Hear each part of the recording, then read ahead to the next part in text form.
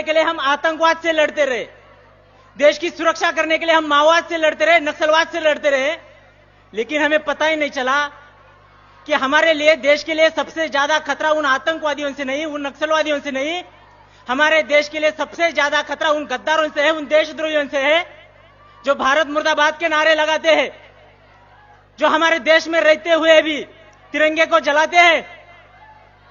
कोई बोलता है अफजल हम शर्मिंदा है, तेरे कातिल जिंदा है। बुरा इस बात का नहीं लगता दोस्तों, लेकिन बुरा इस बात का लगता है ऐसी बात करने वालों के पीछे हमारे देश में हजारों लाखों लोग खड़े हो जाते हैं, तब बुरा लगता है। मुंबई हमले का मास्टरमाइंड याकूब मेनन को फांसी की सजा सुनाई दी। जब उसे फांसी की सजा सुनाई दी उसमें कोई बुराई नहीं, लेकिन बुरा तब लगता है जब आतंकवादियों के जनाजे में हमारे देश के लाखों लोग जनसैलाब उमड़ पड़ता है, तब बुरा लगता है। दोस्तों, हमारे देश की सरहद की रक्षा के लिए हमारे जवान हर दिन शहीद होते हैं, लेकिन तब हमारे देश के अंदर कहीं आवाज नहीं उठती।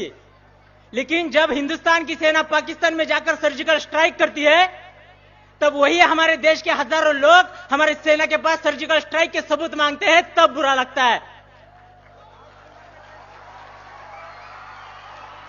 दोस्तों, संसद हमले का मास्टरमाइंड अफजल गुरु को फांसी की सजा सुनाई दी जाती है, उसमें कोई बुराई नहीं, कोई दो राय नहीं, लेकिन बुरा तब लगता है जब हमारे देश में उसके लिए शोक मनाया जाता है, जम्मू कश्मीर में उसके लिए बंद पुकारा जाता है और जेएनयू यूनिवर्सिटी में उसके लिए श्रद्धांजलि दी जाती है, तब बुरा लगता है।